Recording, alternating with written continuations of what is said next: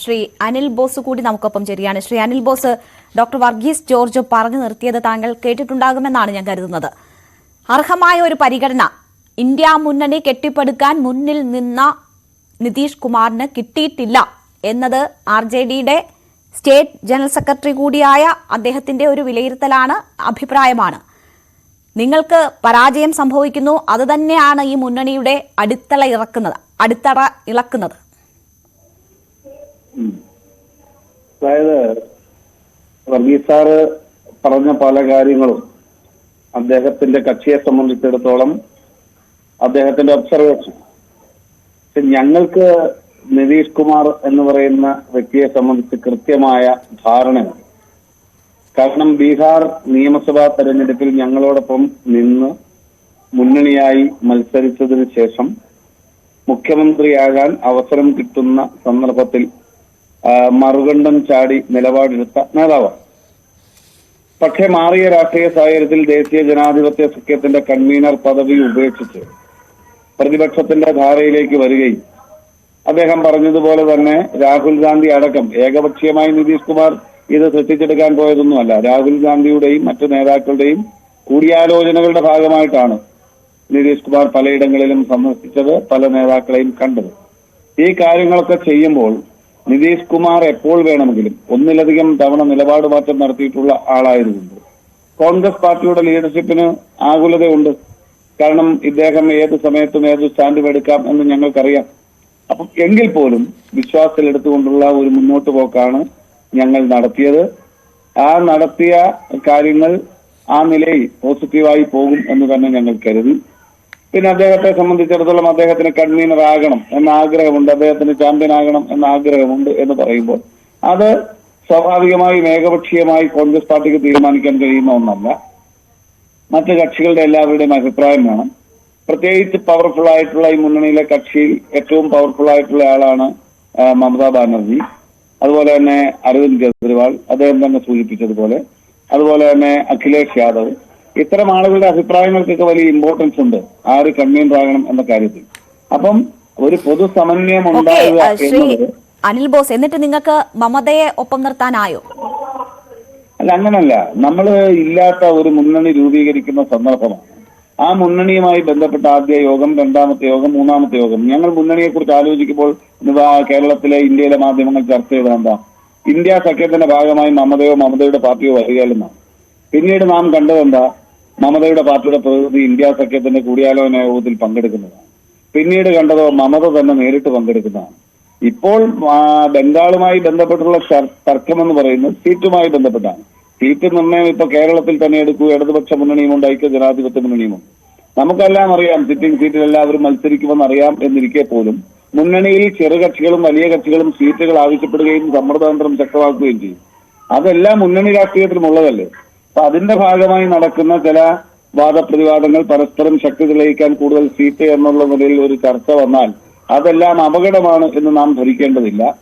അതൊന്നും മാത്രമല്ല, 2014 നമ്മുടെ മുന്നിലുണ്ടല്ലോ. 2014 എന്ന് പറയുന്നത് നമ്മൾ മുൻകൂർ മുന്നണി ഉണ്ടാക്കിയൊന്നും അല്ലല്ലോ. ഡോക്ടർ മൻമോഹൻ സിംഗിന്റെ നേതൃത്വത്തിൽ ഗവൺമെന്റ് വന്നത് തെരഞ്ഞെടുപ്പിന് ശേഷമാണ്. അതുകൊണ്ട് തെരഞ്ഞെടുപ്പിന് ശേഷം സീറ്റുകളുടെ അടിസ്ഥാനത്തിൽ മുന്നണി ഉണ്ടാക്കുന്നതിന് യാതൊരു തടസ്സവുമില്ല. പിന്നെ മുൻകൂട്ടിയുള്ള പ്രവർത്തനം ചില സീറ്റുകളിൽ ജയസാധ്യത കൂടുതൽ ഉറപ്പിക്കും പ്രതിപക്ഷ കക്ഷികൾക്ക്. അതുകൊണ്ടുള്ള കൂടിയാലോചനകളാണ്. തീർച്ചയായും ശ്രീ അനിൽ ബോസ്, അത്തരം കൂട്ടായ്മകൾ ഇല്ലാത്തതാണല്ലോ 2019 അതിന്റെ തിരിച്ചടിയാണല്ലോ 2019 ഉണ്ടായിട്ടുള്ളത്. അപ്പോൾ അതുകൊണ്ടാണ് മുൻപേ തന്നെ ആലോചനകൾ തുടങ്ങി ഇന്ത്യ മുന്നണി പ്രഖ്യാപിക്കപ്പെടുന്നതും ഈ നിലയിൽ മുന്നോട്ട് പോകുന്നത്. അതിനെ ചുക്കാൻ പിടിച്ച ആൾക്ക് പോലും ഏറ്റവും ആദ്യം ഇന്ത്യ മുന്നണി ഉപേക്ഷിച്ച് പോകേണ്ടി വരുന്നു, അല്ലെങ്കിൽ BJPക്കൊപ്പം NDAക്കൊപ്പം പോകേണ്ടി വരുന്ന സാഹചര്യം എന്ന് പറയുന്നത് ആ മുന്നണി തന്നെ അപ്രസക്തമാകുന്നതിന്റെ സൂചനയാണ്. മമതാ ബാനർജി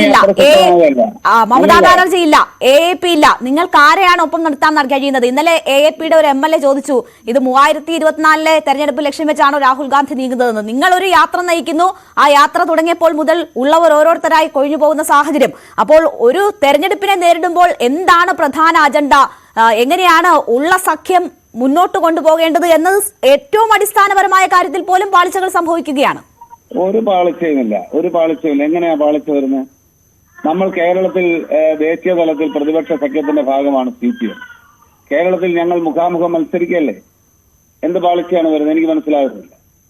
രാഹുൽ ഇവിടെ മത്സരിക്കാൻ വരട്ടെ, രാഹുൽ വീണ്ടും ഇവിടെ മത്സരിക്കാൻ വരട്ടെ. എങ്ങനെയാണ് അത് അവരെ അസ്വസ്ഥപ്പെടുത്തുന്നത് നമുക്ക് കാണാൻ പറ്റും. രാഹുൽ മത്സരിക്കുന്നതും സ്ഥാനാർത്ഥികൾ ആരെന്നുള്ളതൊക്കെ അവിടെ നിൽക്കട്ടെ, അത് അസ്വസ്ഥപ്പെടുത്തുമല്ലോ സ്വാഭാവികമായിട്ടും. ഞാൻ ചോദിക്കുന്നത് എന്തുകൊണ്ട് കർണാടകയിൽ വലിയ വിജയം കോൺഗ്രസ് നേടുമ്പോൾ അവിടെ മുഖ്യമന്ത്രിയായ പിണറായി വിജയൻ പോയി ഞങ്ങൾക്കെതിരെ സ്ഥാനാർത്ഥി നിർത്തി പ്രചരണം നടത്തി? അപ്പൊ ഇതൊക്കെ രാഷ്ട്രീയ പാർട്ടികൾ നടത്താനോ അവരുടെ സ്ഥാപിത താല്പര്യം സംരക്ഷിക്കാനോ ശ്രമിക്കും. അന്ന് ഇന്ത്യ മുന്നണി ഇല്ല. അന്ന് ഇന്ത്യ മുന്നണി ഉണ്ടോ?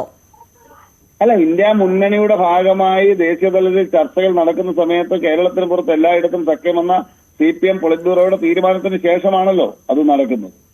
ഇപ്പോൾ ബീഹാറിലെ സാഹചര്യങ്ങളെ താങ്കൾ എങ്ങനെയാണ് നോക്കിക്കാണുന്നത്? അവിടെ നിതീഷ് NDAക്കൊപ്പം പോകുമെന്ന് ഉറപ്പാണ്. അവിടെ നിതീഷ് എന്തിന് നിങ്ങൾക്കൊപ്പം വരണം അല്ലെങ്കിൽ ഇന്ത്യ മുന്നണിക്കൊപ്പം നിൽക്കണം എന്നൊരു ചോദ്യമുണ്ടല്ലോ.